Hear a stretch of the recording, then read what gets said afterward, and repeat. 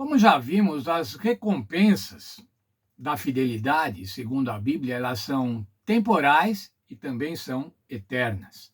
Elas são terrenas e são celestiais. As bênçãos em vida, temos esperança, temos a proteção, temos os recursos. O Senhor nos dá essas bênçãos, essas recompensas em vida. As bênçãos eternas, como vimos também, a cidade eterna, ser um cidadão da Nova Jerusalém, viver junto ao Senhor Deus, ver a face do Senhor Deus.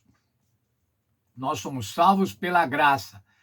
Essas bênçãos, essas recompensas, tanto as terrenas quanto as eternas, são dadas por conta do gracioso sacrifício do Senhor Jesus Cristo. Porém, como é que nós demonstramos que vivemos sob esse sacrifício do Senhor Jesus Cristo? Que aceitamos o sacrifício do Senhor Jesus Cristo? As obras da fé, irmãos, as obras que fazemos após aceitar o Senhor Jesus Cristo, serão o critério de habilitação para a vida eterna. São as obras que demonstram, irmãos, se nós realmente estamos vivendo de acordo com o plano de Deus, se nós somos fiéis a Deus. E esse acerto de contas, então, vai ser feito por ocasião da vinda do Senhor Jesus. Vai ser declarado por conta das obras que fizemos. Os discípulos tinham essa preocupação, irmãos, e expressaram essa preocupação ao Senhor Jesus. Quando é que essas coisas vão acontecer? Quando é que será o fim dos tempos? Mateus 24:3 diz da seguinte maneira: diga-nos quando essas coisas vão acontecer e que sinal haverá da sua vinda e do fim dos tempos. Daí, então, irmãos, em Mateus 24, diz assim: vai haver falsos profetas, guerras, perseguições, vai haver também a pregação do evangelho, tribulações, sinais astronômicos no céu, na lua e nas estrelas. Portanto, sejam vigilantes. Nesse contexto de ser vigilante, de estar preparado, o Senhor contou em Mateus 25, está relatado a parábola das 10 virgens e a parábola dos talentos. A parábola dos talentos, irmãos, que está entre os versos 14 a 30 de Mateus 25, ela tem a ver com a nossa vigilância, mas com a nossa vigilância ativa. Não ficar vigilante somente olhando, mas também trabalhando, aplicando os talentos. Como foram utilizados os talentos que Deus tem dado aos seus filhos? Como foram utilizados os talentos que Deus dá a cada um de nós? Como tem sido a nossa mordomia? Isso é, como temos administrado fielmente, aguardando a volta do Senhor Jesus.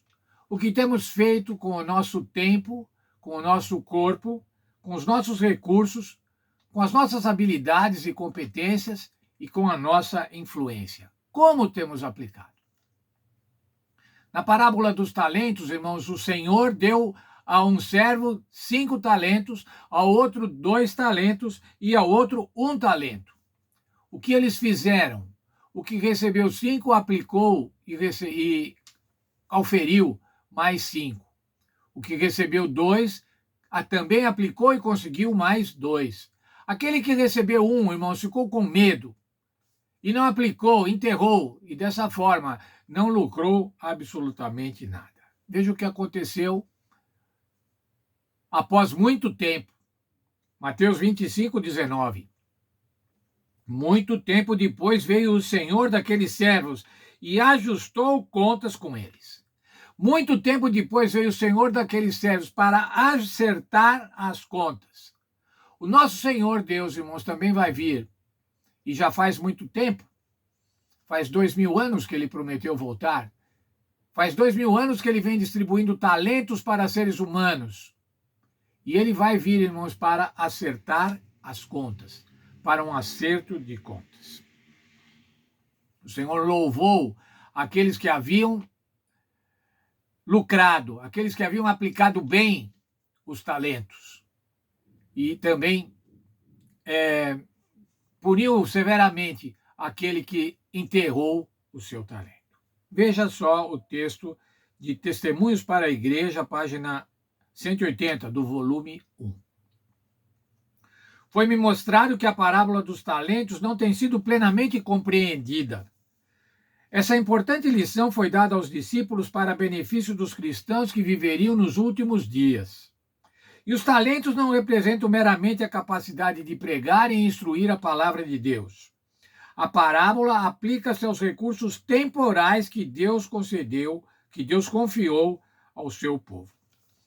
Talentos também são os nossos recursos financeiros, irmãos. Como é que nós temos aplicado os talentos que Deus nos deu, os recursos financeiros que o Senhor nos deu? Esse também será um elemento do acerto de contas, dos mordomos, dos servos fiéis. Mateus 25, 21, diz assim: o Senhor disse, muito bem, servo bom e fiel, você foi fiel no pouco, sobre o muito te colocarei. Venha participar da alegria do meu Senhor. Entra no gozo do Senhor. Venha participar da festa. Venha festejar comigo. Venha receber a vida eterna. A quem vai ser dito isso, irmãos? Àqueles que aplicaram o pouco, mas vão receber o muito. Essa é uma responsabilidade pessoal. Veja, irmãos, o texto ainda da nossa lição. É bastante natural para nós pensar que outra pessoa tenha mais talentos do que eu e, portanto, seja mais responsável diante de Deus. Nessa história, no entanto, foi a pessoa com apenas um talento, a menor soma de dinheiro, que se mostrou infiel e perdeu o reino. Em vez de pensar nas responsabilidades dos outros, devemos nos concentrar nos talentos que Deus nos confiou e como podemos usá-los para a sua glória. Se aquele que tivesse recebido um talento tivesse conseguido outro talento, a ele seria dito a mesma coisa que foi dito para os outros, o que recebeu 2 e o que recebeu 5. Muito bem, servo bom e fiel. Sob o pouco você foi fiel, sob o muito eu te colocarei. Venha participar da minha festa. O Senhor está dizendo isso para nós hoje. Como é que nós vamos sair no ajuste de contas? Como é que nós vamos sair com o ajuste de contas com relação ao nosso tempo, com relação ao nosso corpo, com as nossas habilidades, com as nossas competências, com a nossa influência? Mas também, irmãos, vai ser julgado. Devemos fazer um acerto de contas.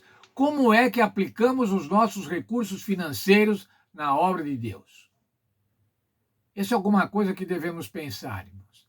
Devemos ser mordomos completos.